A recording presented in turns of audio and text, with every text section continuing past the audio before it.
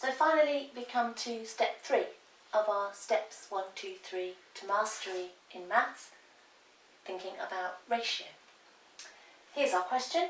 Anna and Ben share 30 plums in the ratio 2 to 3.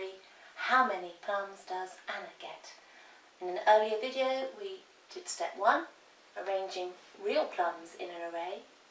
Then we showed that array drawn, and here I'm going to talk about using symbols, the abstract thinking that we use as we get older and particularly need when we come to GCSE questions.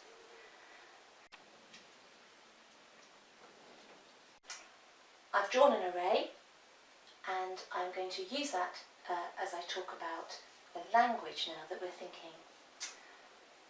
In a ratio question, we need to think about the total number of parts that get shared in each round of sharing.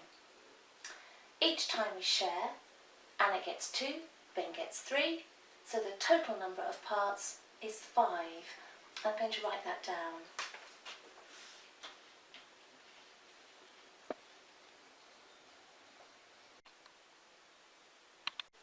You don't have to draw the array. You can do a calculation so that you don't have to draw it. But if you're not sure, draw the array and use it. If we take the total number of plums, the total number of things that we're sharing, and divide it by the total number of parts, we'll find out how many rounds of sharing there were. 30 divided by 5, our total number of parts, tells us that there were 6 rounds of sharing. And we use these figures now to answer the question. How many does Anna get? She'll get her share 6 times. Her share was 2 every time. 2 times 6 is 12. And I'll finish it just making that clear to any examiner.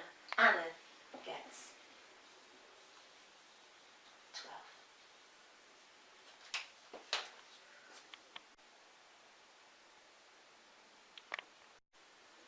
There are lots of ratio questions. There are lots like this, but there are also 2 or 3 other kinds of ratio question, which I'll deal with in other videos.